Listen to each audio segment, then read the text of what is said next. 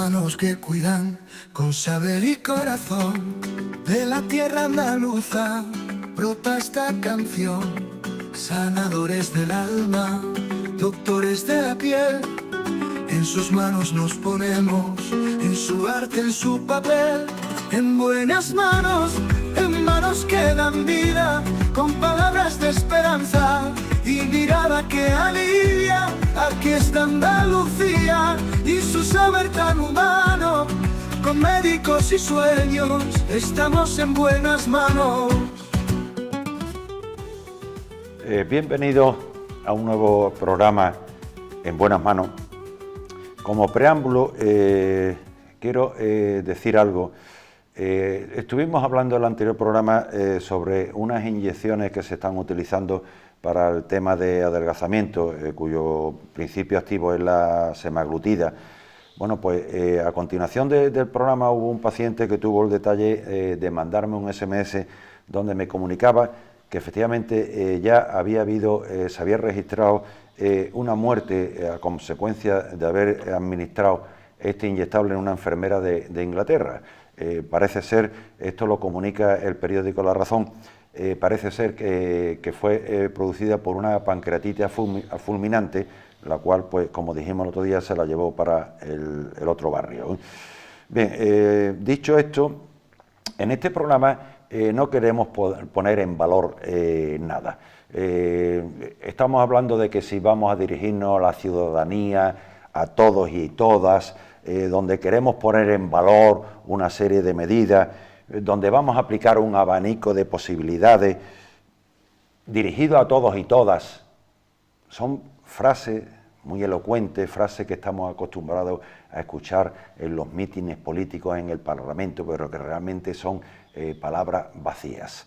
Nosotros aquí no pretendemos poner en valor absolutamente nada, simplemente vamos a comentar con los especialistas que van a seguir pasando por este programa nuestros conocimientos y sobre todo nuestras experiencias debido a la larga trayectoria que tenemos ejerciendo nuestras especialidades.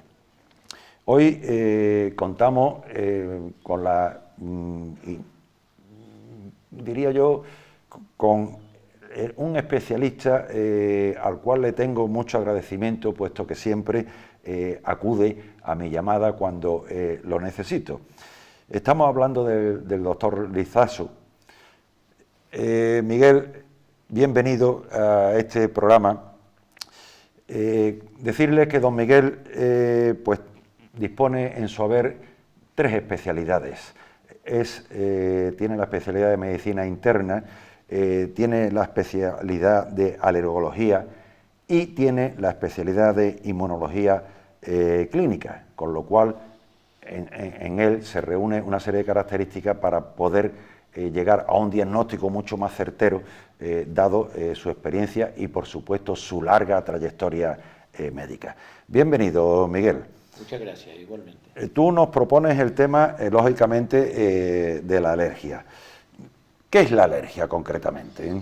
Bueno, permíteme que te diga al principio que las especialidades son 2, ¿no? La primera es medicina interna, que fue la primera especialidad que hice, y después la especialidad de alergia, que la alergia es un compendio de alergia e inmunología clínica. Luego la inmunología clínica y la alergia es una misma especialidad. Todos los alergólogos son alergólogos e inmunólogos clínicos. Y entrando en tu pregunta, la alergia es una forma de reaccionar el sistema defensivo del cuerpo ante la presencia de un ente extraño. El cuerpo humano tiene un sistema defensivo que es el sistema inmunológico, y el sistema inmunológico está encargado de cuando entra un elemento extraño dentro de su organismo, considerarlo si es propio o es nocivo, o propio o extraño, y si es extraño, si es nocivo o no es nocivo para el cuerpo. Pues en la alergia lo que ocurre es que elementos que en teoría no son nocivos para nadie, como puede ser por ejemplo la leche de vaca, como puede ser el polvo doméstico, lo considera como un agente extraño nocivo y provoca una reacción a través de un anticuerpo específico que da la reacción, da lugar a la sintomatología del cuadro alérgico correspondiente, que son muchos. ¿Y cómo se manifiesta esa alergia? ¿Cómo sabe una persona, un paciente, que está desarrollando una alergia? ¿Qué síntomas son los que tiene que reconocer? Eso depende en el órgano en que se produzca. No es lo mismo hablar de una alergia dermatológica que hablar de una alergia respiratoria, que hablar de una alergia digestiva. Y no solamente depende del órgano donde se manifiestan los síntomas, sino también del agente que lo produce, la sustancia, el elemento, la proteína extraña que lo produce. Entonces tenemos alergia por neumoalergenos, alergia por alimentos, alergia por medicamentos, alergia por picaduras de insectos, de los himenópteros o de los arácnidos, que este año hemos tenido una eclosión bestial de problemas de urticaria y angiodema por picaduras de arácnido, porque ha habido una eclosión de arañas por todos lados y de insectos que ha sido importante y que ha dado esa patología. Entonces, dependiendo de tanto el órgano donde aparece o el agente que lo produce, aparecen unas sintomatologías distintas. Pero las más importantes, por ser un poco más concretos, son los cuadros de alergia respiratoria, cuando se produce en el aparato respiratorio, y son la rinoconjuntivitis y el asma. Cuando es a nivel digestivo, pues tenemos todo el síndrome de alergia oral que tenemos nosotros, ¿no?, que es los inducidos por los alimentos, y eso sí puede repercutir, porque curiosamente cuando es en el digestivo repercute en el resto del organismo, y entonces una alergia oral, por ejemplo, a la leche de vaca, te puede producir desde una diarrea o un síndrome de intestino irritable o un colon irritable o una gastritis crónica erosiva, hasta un cuadro de asma que está inducido también por la hipersensibilidad al huevo o a la leche o a cualquiera de los múltiples alergenos alimenticios que ingerimos diariamente. Precisamente has tocado el tema de la leche. Yo tengo entendido que la leche de vaca tiene una proteína que el ser humano es incapaz de asimilar.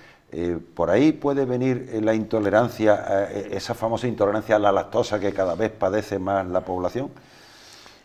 Bueno, hay que distinguir un poquito, sobre la hipersensibilidad o la intolerancia. La lactosa es un hidrato de carbono, la lactosa es un azúcar, es el azúcar de la leche. Y entonces provoca una intolerancia, porque no tiene entidad proteínica, ¿no? Pero la hipersensibilidad a la leche sí, eso son las proteínas de la leche, la lactoalbúmina y la beta-lactoalbúmina y la lactoglobulina.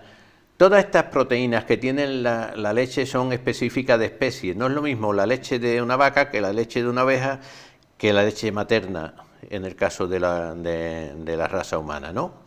Y estas proteínas vienen específicas de especies y el que las tiene que digerir, que es la cría de esa especie, tiene también sus propias enzimas, que son las que tienen que digerir esa proteína. Es verdad que nuestro estómago no está preparado para digerir proteínas de tal tamaño y de tal poder alergénico, pero después hay técnicas, por ejemplo, la técnica yo siempre se lo comento a mis enfermos cuando me preguntan que por qué hay tanta alergia ahora a la leche de vaca, ¿no? Y yo le digo, mira, entre otras cosas, lo fundamental es por los cambios que se están produciendo en la forma de vida. Pero con respecto a la leche de vaca hay una cosa que es fundamental, que las abuelas las hervían. Y hay ciertas proteínas que son termolábiles, que se rompen al hervir, y entonces si las rompes antes de ingerirlas, ya cuando llegan rotas, sí es mucho más fácil de digerir para la persona humana. Y esos son los problemas que conlleva en la alimentación últimamente. Lo estamos viendo también en los temas de intolerancia paralelo, que si quiere después hablamos, con los síndromes de histaminosis y todas esas cosas, que, como te digo, son paralelos a la alergología. Sí tienen un valor inmunológico, Por eso están muy metidos entre distintas especialidades, como fundamentalmente son digestivos y como son alergólogos, los que están viendo todos estos cuadros clínicos nuevos que se están produciendo por la forma de alimentación y por la forma de ingesta que está cambiando. Que al final entonces no sería un cuadro de colon irritable, sino que realmente sería una intolerancia a ese producto, a esa leche no hervida, ¿no? Bueno, es un cuadro clínico de colon irritable, porque el paciente lo que nota y lo que siente es que sin conocer por qué cursa con unas diarreas tremendas y con un síndrome gastrocolónico que a lo mejor termina de almorzar y tiene que irse al baño porque tiene una diarrea. Es un colon irritable, irrita el colon y el colon provoca la diarrea. Lo único que pasa es que cuando decimos un colon irritable estamos hablando de un síntoma que tiene el paciente y en este caso buscar la causa que ha provocado ese síntoma. Sí, porque al fin y al cabo el hablar de colon irritable, bueno, yo recuerdo en épocas de exámenes, cuando iba muy preparado a ese examen, llegaba a la entrada del aula y en ese momento te entraba un retortijón que tenías que salir corriendo para el cuarto de baño. Bueno, simplemente habíamos activado el peristaltismo, el movimiento del intestino y nos hacía que tuviéramos que salir corriendo. Bueno, también se le podía llamar a eso colon irritable. Efectivamente, como dice Miguel, habíamos irritado al colon. Y Miguel, ¿cuáles serían los pilares principales para estudiar a un paciente alérgico? Mira, y ahí te lo comento, sobre todo como internista, ¿no? El pilar fundamental del éxito de un estudio de un médico se basa en la historia clínica. El médico tiene que hablar con el paciente y tiene que hablar mucho con el paciente y tiene que saber escuchar al paciente. A medida que el paciente te va contando la historia clínica, lo que él siente, él se va desviando hacia el síntoma más importante que nota. Pero lo importante en este caso es que cuando el médico hace la historia clínica tiene que ir orientándolo a que te cuente otros síntomas secundarios menores que posiblemente sean los que te van a dar, en este caso, el diagnóstico. O sea, la historia clínica es fundamental. Hay que perder el tiempo con el paciente, hablando mucho con el paciente y entrevistándote. La historia clínica, yo le digo a mis enfermos que no es un tercer grado, que es una entrevista en la que quiero saber cómo se siente él para poder yo adaptar los conocimientos que tengo de esa enfermedad. Una vez que tienes la historia clínica, después las pruebas complementarias son las últimas, porque lo siguiente es explorar al paciente. Es algo que en medicina se ha olvidado mucho, explorar al paciente. La propedéutica clínica que se decía cuando estudiábamos, ¿no? Hay que coger al paciente, hay que tocar, hay que auscultar, hay que observar, hay que de nuevo volvemos a lo mismo, perder el tiempo con el paciente y explorarlo en condiciones. Con todo eso tú te haces una idea poco más o menos de qué estamos hablando, de qué sintomatología estamos hablando.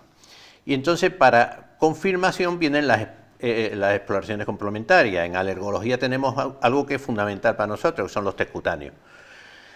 Los test cutáneos exploramos la existencia de anticuerpos específicos contra las sustancias que tú sospechas que pueden estar induciendo. Si tú tienes un enfermo asmático, un enfermo con una rinoconjuntivitis en esta tierra, ¿qué es lo que normalmente provoca eso? Pues eso lo producen los alergenos ambientales que entran por esas mucosas. Fundamentalmente ácaros, escamas dérmicas de animales, hongos del polvo doméstico y polenes. Esos son los fundamentales. Luego, si tú tienes un enfermo con una alergia respiratoria, lo primero fundamental que le tienes que hacer es un estudio de test cutáneos a neumoalergenos. Si además el paciente tiene síntomas digestivos, pues le tendrás que hacer neumoalergeno y le tendrás que hacer trofoantígeno, que son los alergenos. Que son esas pruebas que hacéis vosotros, donde os ponéis una cuadrícula y vais inyectando. Las típicas pruebecitas, ¿eh? Y después, una vez que ya vas avanzando en el estadio del estudio, hay veces que necesitas hacer pruebas complementarias. Si es un enfermo asmático, tú no le puedes terminar de diagnosticar si no le hace una espirometría para saber si tiene una hiperreactividad bronquial, porque es otro factor complementario que tienes que estudiar. Si tienes dudas en la auscultación, tienes que hacer una radiología porque tienes que ver anatómicamente cómo está ese pulmón y cómo está funcionando, y eso lo puedes ver a través de la radiología. O sea, esas son las pruebas complementarias que tú tienes que puedes utilizar y a través de las cuales puedes confirmar el diagnóstico que sospechabas desde la primera, desde la historia clínica. O sea que efectivamente lo más importante en principio es la anamnesis, el interrogatorio al paciente, que va a ser el que nos va a decir por dónde tenemos que tirar, qué tenemos que estudiar, y que por desgracia, y aquí sí me gustaría denunciarlo, por desgracia en atención primaria, señores, tenemos 4 minutos para escuchar a un paciente.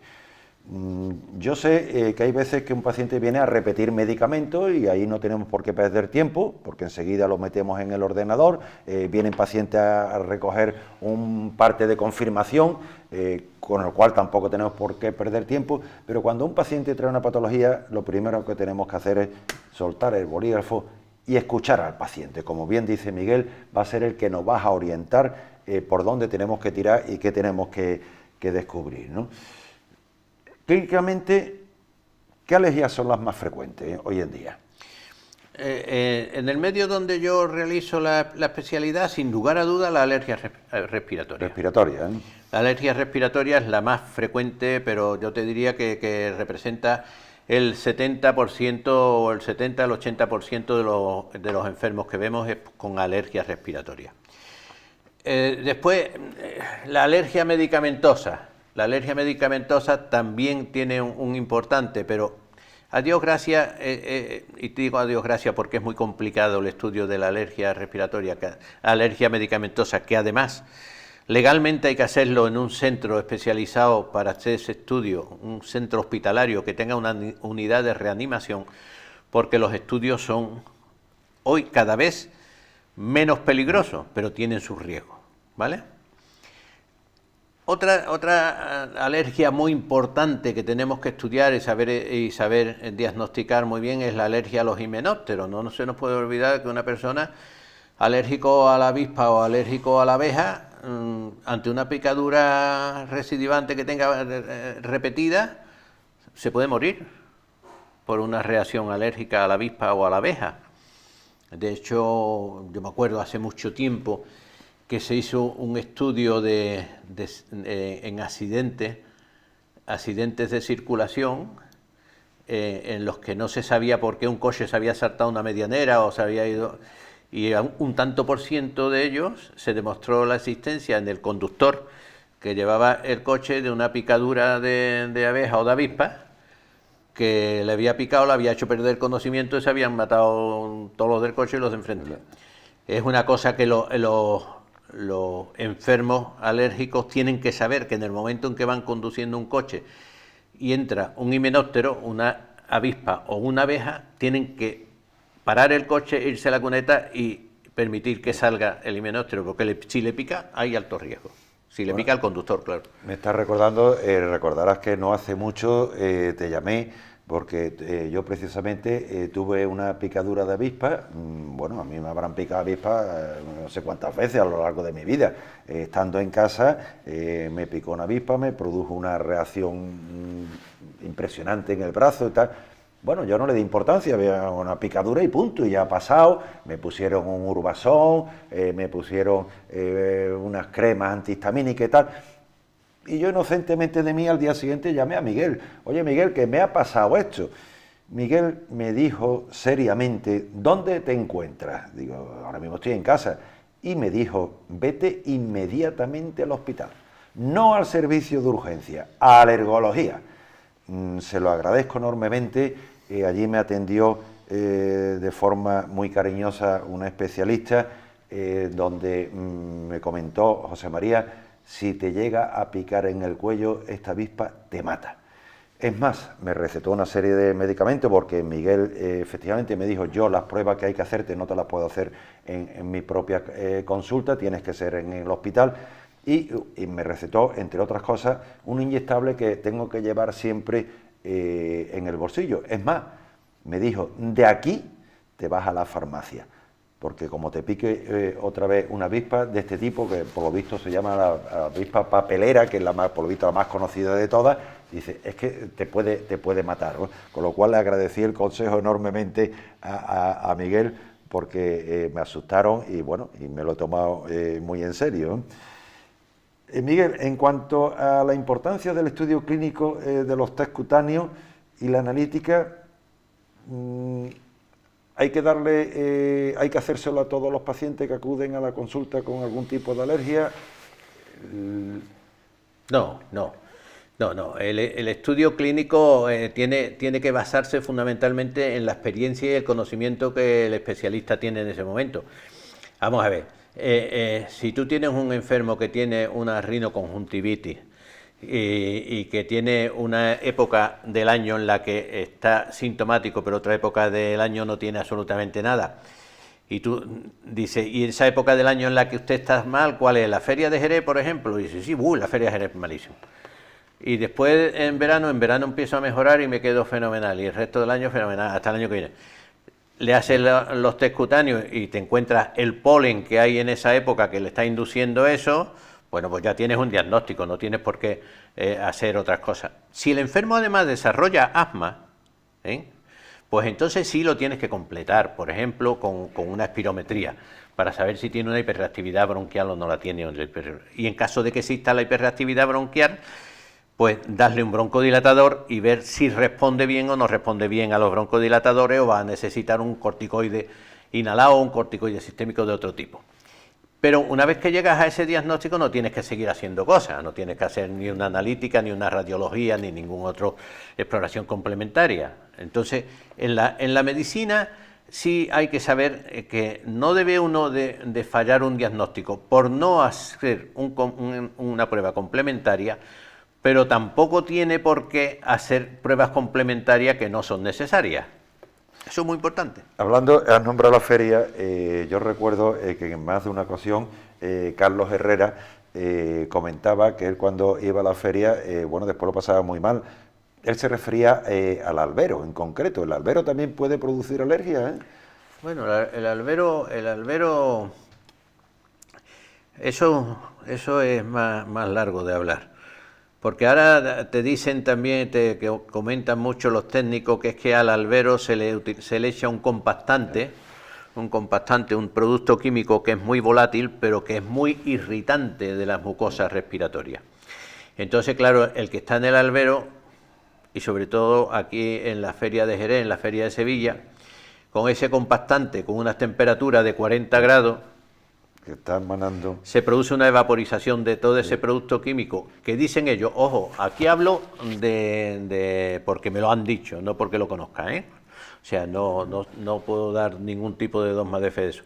Sí es verdad que en el albero durante el mediodía, que es cuando más evaporización se produce, y lógicamente cuanto más tienen que estar regando con ese producto para que no se levante la polvareda grande que produce el albero, pues los enfermos se ponen muchísimo peor. Si además a eso le une el olor al sudor y a la orina del caballo, como pasa en la maravillosa feria de Jerez, que es la más bonita del mundo, digan quien lo diga. Sin lugar a dudas. Absolutamente.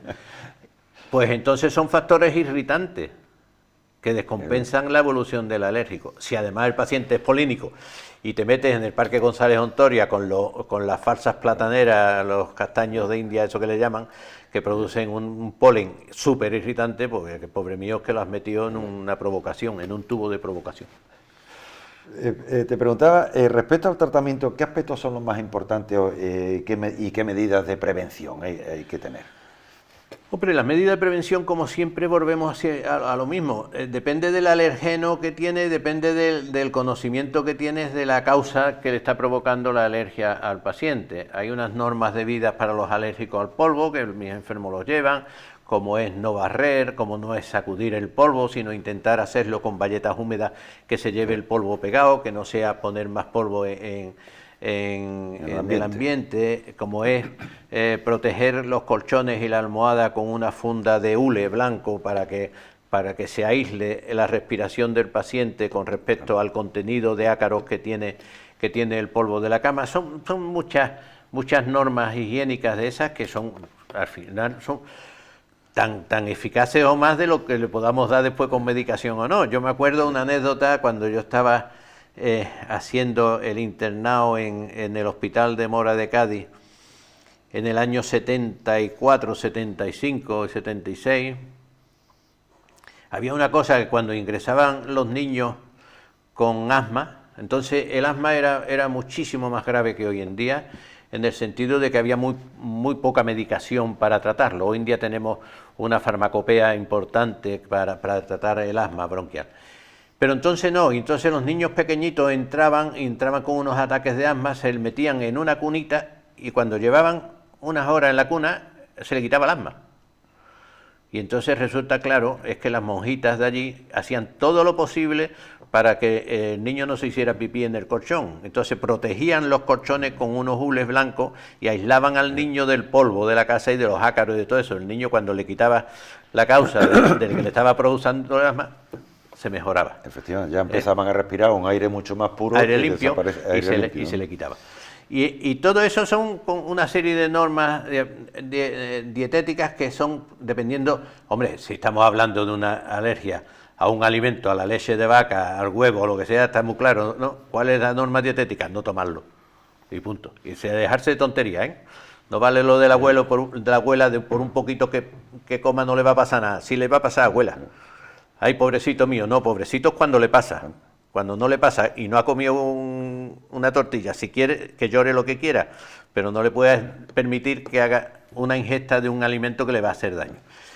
O sea, que depende de eso, ¿no? En el caso de los himenópteros de las avispas, pues huir de los sitios donde están las avispas y tener la prevención de llevar un autoinyector de adrenalina por si te da un disgusto. En la alergia medicamentosa, enseñarle al paciente qué grupos químicos son los que tienen reacción cruzada con el medicamento que a él le va a dar la reacción. Por eso te digo, depende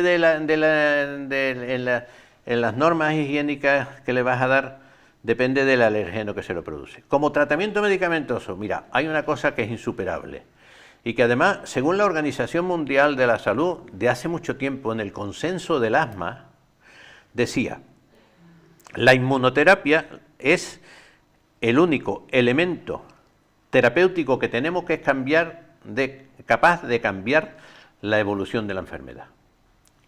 ¿Qué significa eso? Eso significa que la vacuna específica contra el alergeno que está provocando la crisis de asma es lo único que puede conseguir que el enfermo deje de ser asmático.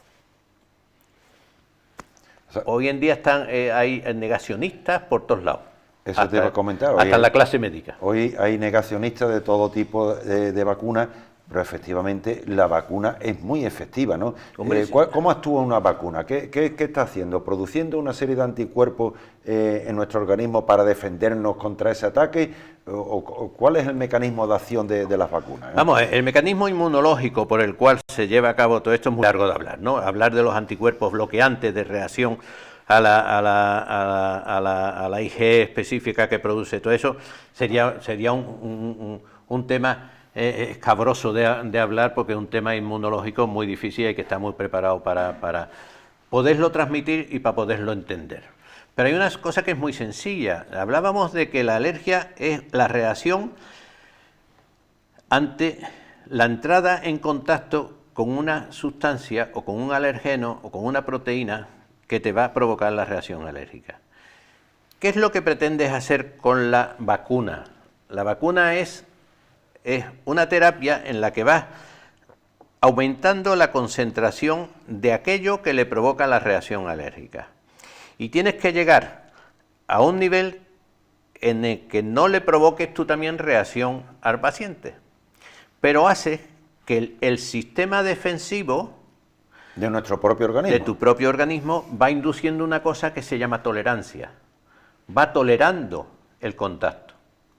A medida que tú vas aumentando las dosis que le vas dando, vas aumentando la tolerancia a esa dosis. Se sabe clínicamente y por los estudios que hay y todo eso, que una vez que llega a una dosis suficiente para inducir tolerancia, no tienes que seguir añadiéndole, ¿vale? Si eso lo hace además protegiendo al paciente con la medicación tan maravillosa que tenemos hoy en día de esteroides tópicos, de cromonas, de antihistamínicos, de antileucotrienos y todas estas cosas que podemos usar, para que los enfermos que nos están escuchando lo comprendan y no darle muchas palabras, pues antihistamínicos saben todos los que son.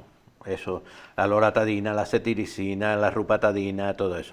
Los antileucotrienos, el Montelukast, ese no hay nada más que uno, ¿vale? Broncodilatadores, ¿el protocolo cuál es? El Ventolin. Esteroides, pues la fluticasona, la beclometasona, todo eso. Todos esos fármacos que hay que aportarle al enfermo para que tenga una estabilidad clínica que te permita que la vacuna le vaya bloqueando la reacción, y una vez que tú ves que se ha producido la estabilidad del paciente, ¿qué es lo que empiezas a retirar? La medicación, y sigues con la vacuna para comprobar si la estabilidad te la está induciendo la vacuna o la medicación. En el caso exitoso, tienes que intentar mantener al paciente con la vacuna. ¿Cuánto tiempo? El tiempo que clínicamente te va induciendo las revisiones que vas haciendo periódicas del paciente, hasta que tú ves que tiene una estabilidad muy buena y que lleva un año sin crisis, empezamos a retirar. ¿Cuántos enfermos asmáticos nos están escuchando que durante la infancia han tenido vacunas y que ahora se acuerdan del asma y de la alergia porque los hijos o los nietos son alérgicos y ya no tienen asma? Muchísimo. O sea que una cosa importante es la revisión periódica para ir viendo la evolución de ese paciente, como tú bien has dicho, y para ir retirando los distintos medicamentos. Es que estamos hablando de patología crónica. Estamos hablando de patología crónica.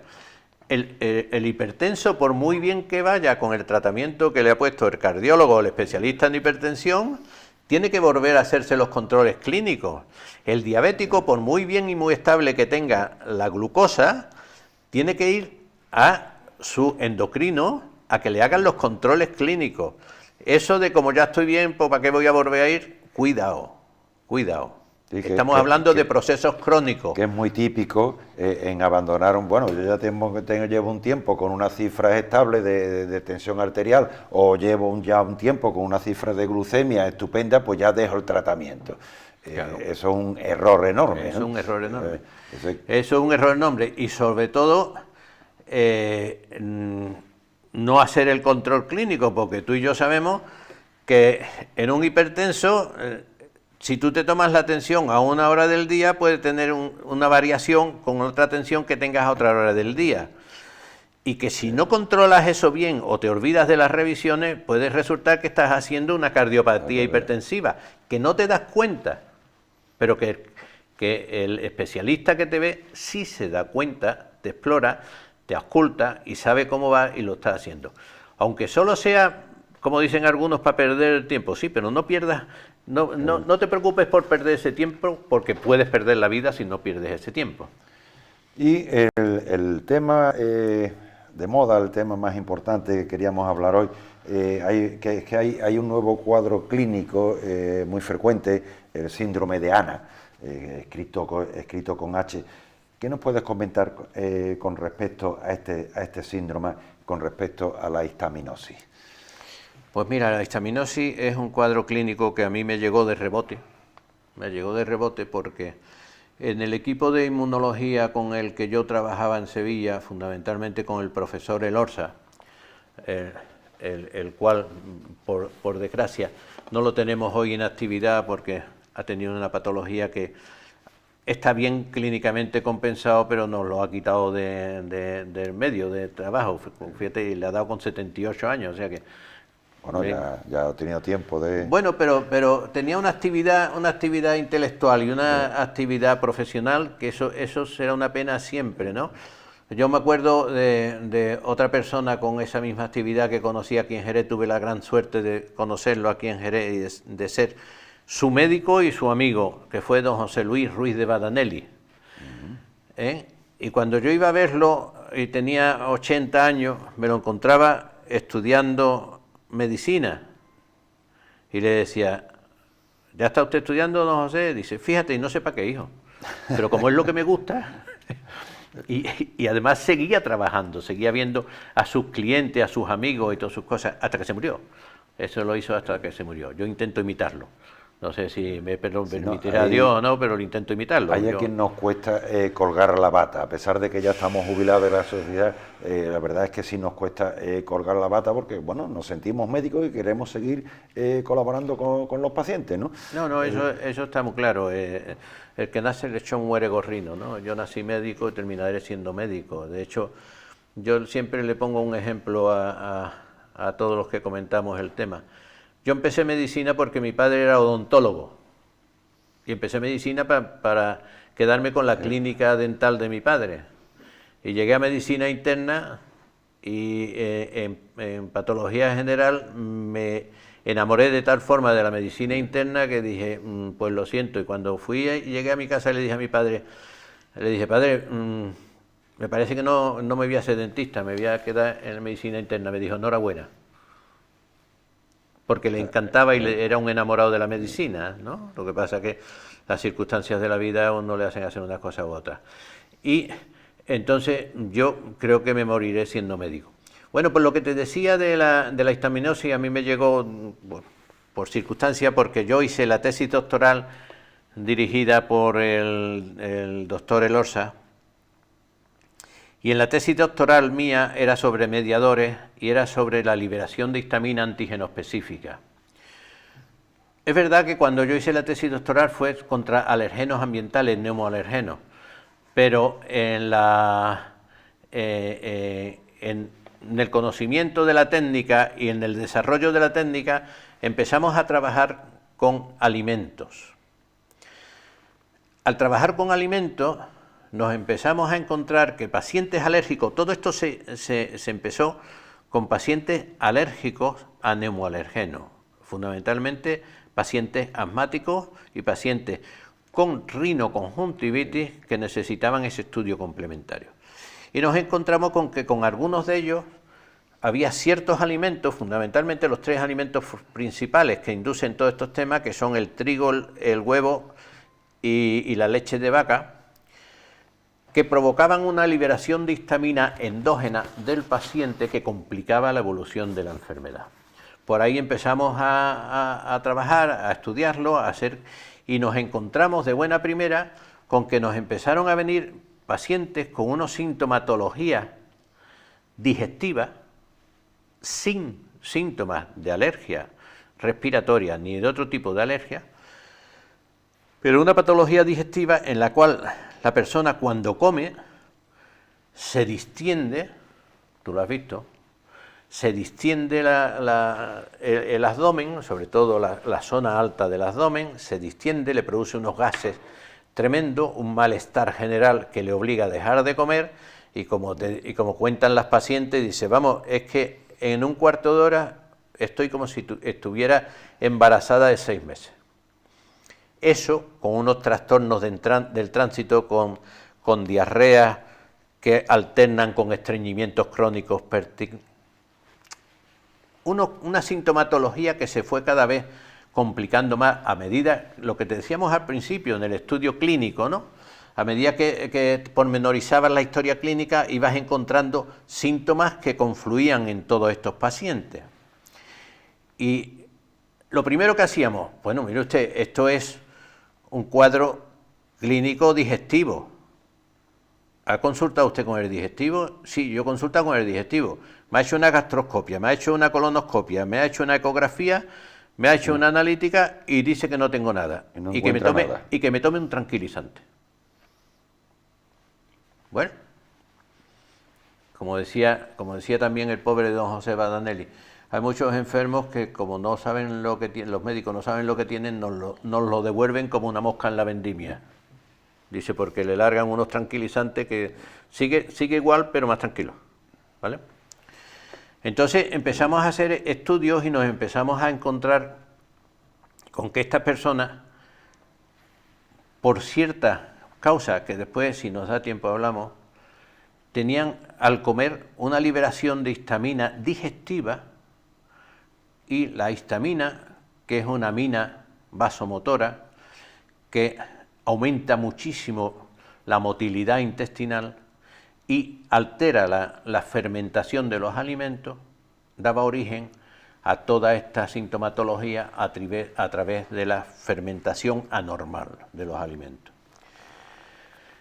Empezamos a hacer tratamientos a base casi exclusivamente al principio de dieta y nos encontramos con que los enfermos mejoraban.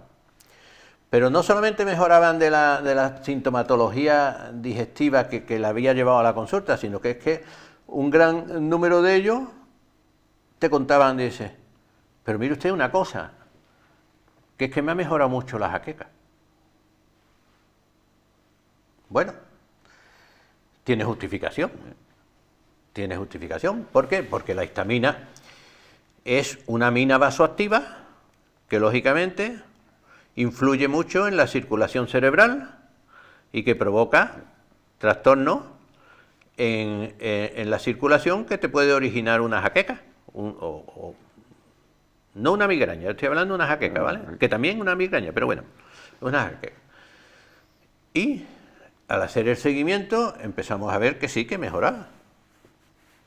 Bueno, con el tiempo, te estoy contando una historia muy rápida porque lógicamente estamos en televisión y no tenemos tiempo para hablar mucho.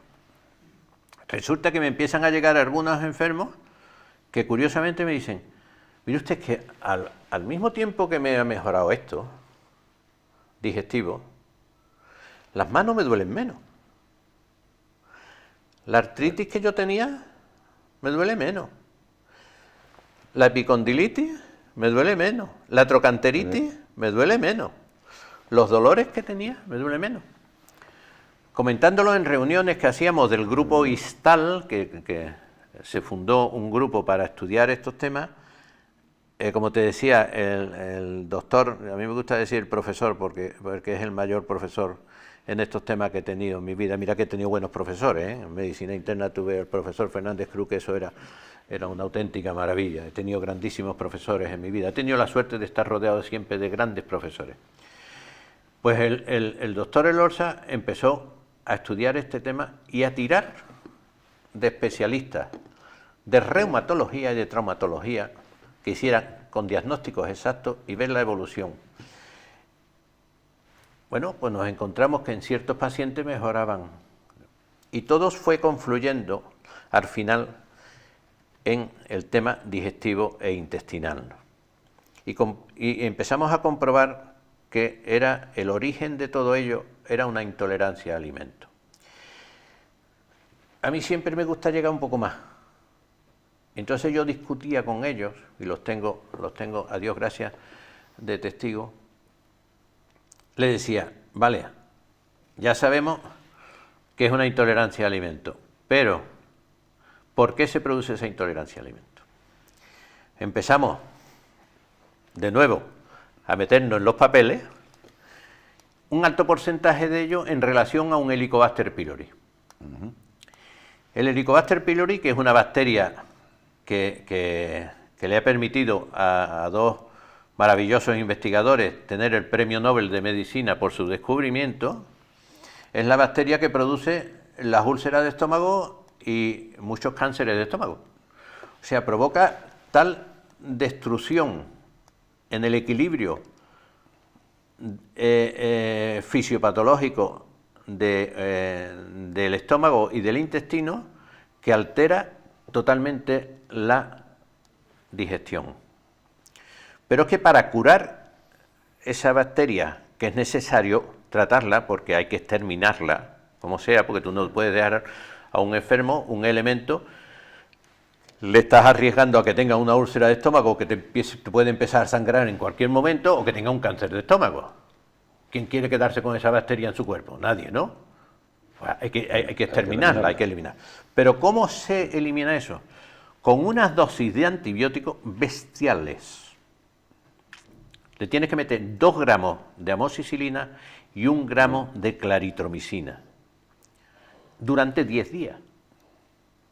Y tú recuerdas que eso que estás comentando ahora mismo, y perdona que te interrumpa, tú recuerdas que en la cátedra de pediatría, en el tablón de anuncios, había una receta de un compañero que había prescrito 2 antibióticos al mismo tiempo y ponía en rojo debajo lo que nunca se debe de hacer. Y resulta que efectivamente el Helicobacter pylori, que cuando empezamos a estudiar la carrera no existía, no lo conocíamos. No se conocía. Resulta que hoy día, como tú bien has dicho, se trata a dosis muy fuertes y con 2.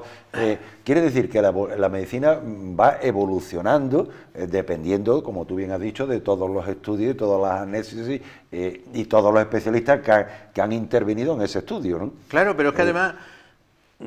y siguiendo por el camino que te quería llevar,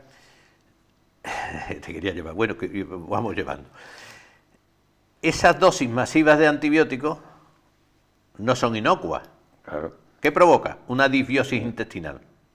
Una disbiosis intestinal terrible, terrible. Nos cargamos bacterias buenas, bacterias malas y bacterias de todo. ¿Qué inducimos? Un predominio de hongos. Los hongos en el digestivo tienen una función, las levaduras una función fundamental para la fermentación, pero, como siempre pasa, en exceso son malísimos. Y por ahí vamos estudiando y vamos haciendo ahora todo este trabajo que, como te digo, es un campo que yo estoy seguro que a mí no me va a dar tiempo a terminarlo de estudiar, pero que me encantaría que hubiera equipos grandes de investigación clínica. Y yo llamo la atención de los equipos de digestivo. Es verdad que tanto un equipo de Cádiz como el del doctor López Cano está estudiando mucho ya los temas de intolerancia. Y aquí el doctor Amaya, que tiene una unidad maravillosa de digestivo, yo como no soy comprometido con ninguno, puedo hacer la propaganda que me dé la gana. No, que además será uno de los invitados al programa, ¿eh? Pues se lo dices que yo lo he dicho, tiene verdadero interés en hacer todas estas cosas. Pues sería interesantísimo que esos equipos que sí tienen los medios y tienen los pacientes y tienen todas las cosas, investiguen en este camino, que es importantísimo, ¿eh? Provoca un quebranto en el paciente terrible, de verdad. Yo ayer tuve un disgusto muy grande en mi consulta. ¿Por qué? Porque creo que es de las pocas veces que me ha llegado una chica diciendo: yo tenía mucha fe en usted y mire usted que es que no respondo. Y le he dicho: pues mira, espérate porque voy a empezar de cero. Porque en algo me he equivocado. Posiblemente me he equivocado en la dieta. Posiblemente no te haya puesto toda la dieta que te tenía que hacer. Pero es que el quebranto que lleva esa paciente a mí me obliga a investigar más, ¿vale? Y dice mucho en tu favor, porque efectivamente nos podemos equivocar y tenemos que reconocer que nos hemos equivocado. Y como tú bien has dicho, vamos a comenzar de cero de nuevo. Absolutamente. Y a mí me encantaría tener un equipo clínico hospitalario al que yo desviara a esta paciente y le dijera: mira, que el estudio aquí, que me he quedado corto. Que ya no di más. Es verdad que después la pobre, hablando conmigo, ya me dijo: bueno, las jaquecas me duelen menos, y el digestivo lo tengo mejor, tengo todavía algunos trastornos, pero me dan menos. Y dice: pero las manos me siguen doliendo igual. Y es lo que a ella le perjudicaba, ¿no? Bueno, pues eso es un rentoy que yo le tiro a la clase médica para que investigue. Hay que investigar el tema de la histaminosis abdominal. Es fundamental. Al principio pensábamos que todo era como consecuencia de un déficit de diaminosidasa, de la histaminasa. Mentira, mentira. Hay pacientes que no tienen trastorno de la histaminasa, sino que cuando llega a nivel del intestino delgado, fundamentalmente, el trastorno disbiósico que hay en la probiótica intestinal hace que haya una liberación de histamina que pasa a sangre y que en el propio intestino produce toda la sintomatología. No, por desgracia no tenemos más tiempo, porque además es muy interesante las cosas que estás diciendo. Bueno, al fin y al cabo, yo siempre digo que somos lo que comemos. Si nosotros le damos una buena alimentación al organismo, nuestro organismo va a responder mucho mejor que si le damos una mala alimentación. Una última pregunta muy rápida, Miguel. Cuando se manda que se hagan un estudio sanguíneo de las intolerancias a los alimentos, ¿esas intolerancias pueden variar de un año a otro? Sí, pero además que depende de cuál sea el estudio. Cuidado, ahora mismo, como te digo, que es un campo que está en barbecho totalmente, hay mucho oportunismo, ¿vale? Hay mucho oportunismo.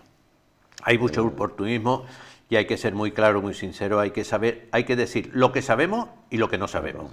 Entonces se están haciendo test múltiples en base a una IgA secretora, que eso lo único que indica es los alimentos que has estado comiendo en las últimas semanas, nada más, porque en el organismo la secreción de IgA secretora contra un alimento es fisiológico, precisamente para digerir el alimento. Luego el hecho de que la llama arriba o abajo, y además, bueno, yo solamente dejo esa crítica porque no quiero entrar en más crítica, pero vamos. Tenemos que ir despidiendo el programa. Como han comprobado ustedes, no hemos pretendido poner en negro sobre blanco, simplemente hemos estado hablando, en este caso don Miguel, hemos estado hablando de sus conocimientos, de su experiencia, su larga experiencia, como él bien ha dicho, para que, bueno, de alguna manera ustedes se informen de lo que hemos estado hablando, que tengan la idea un poquito clara y que sepan a quién deben de acudir cuando surja alguno de estos problemas de los cuales Miguel nos ha hablado. Muchísimas gracias, nos vemos en el próximo programa con otro especialista y con otro tema. Hasta luego. En buenas manos, en manos que dan vida, con palabras de esperanza y mirada que alivia. Aquí está Andalucía y su saber tan humano. Con médicos y sueños, estamos en buenas manos.